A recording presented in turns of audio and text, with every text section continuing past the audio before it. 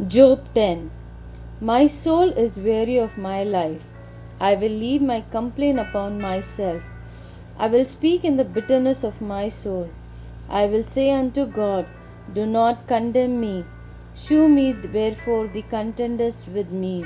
Is it good unto thee that thou shouldest oppress, that thou shouldest despise the work of thine hands, and shine upon the counsel of the wicked? Hast thou eyes of flesh, or seest thou as man seeth? Are thy days as the days of man? Are thy years as man's days? That thou enquirest after mine iniquity, and searchest after my sin.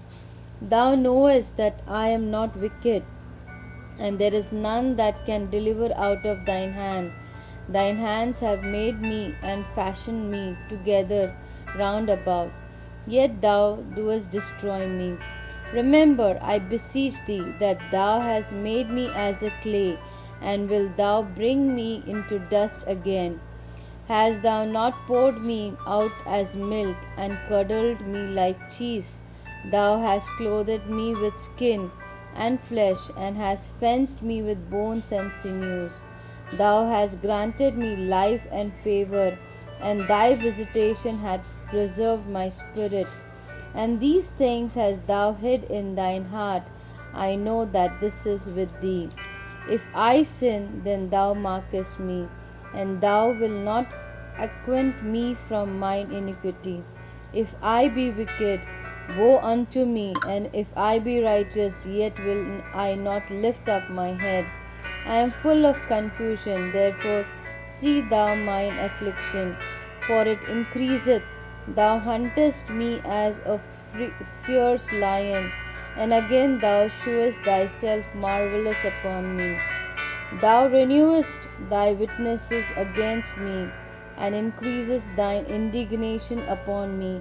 Changes and war are against me. Wherefore then hast thou brought me forth out of the womb? O that I had given up the ghost, and no eye had seen me! I should have been as though I had not been. I should have been carried from the womb to the grave. Are not my days few? Cease then, and let me alone, that I may take comfort a little.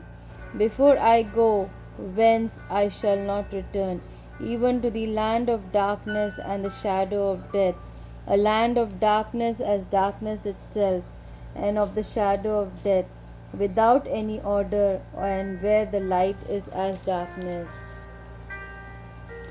Explanation of chapter 10. But Job chose to complain and express how he felt as he continued to speak to God. Chapter 10, verses 1 to 7. He was not describing how God is, but seeking to understand why he was experiencing so much pain. Hence, Job challenged God to justify what he was experiencing, and accused him through a series of rhetorical questions of seemingly behaving like a flawed human, finding guilt where there was none. Then Job contrasted God's previous protection and support with what appeared to Job as wrath and condemnation.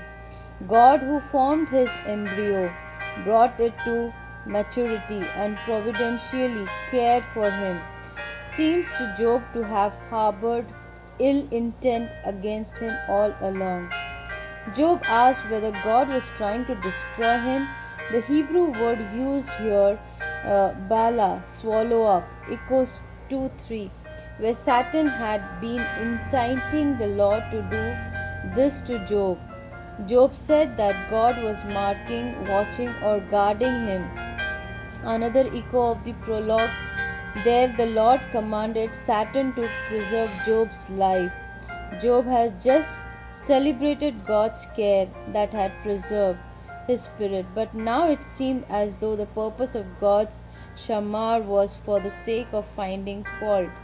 Job spoke of being full of shame or disgrace, verse 15, stating that God was overwhelming him, chapter 9:18, with bitterness. Job now listed manifestation of that bitterness, such as disgrace and misery. with which he was full. The end of verse 17 has been translated variously as changes and war, wave upon wave of forces, fresh troops, or hardship after hardship. The Hebrew word tasbah can be taken literally as army warfare or metaphorically as hardship.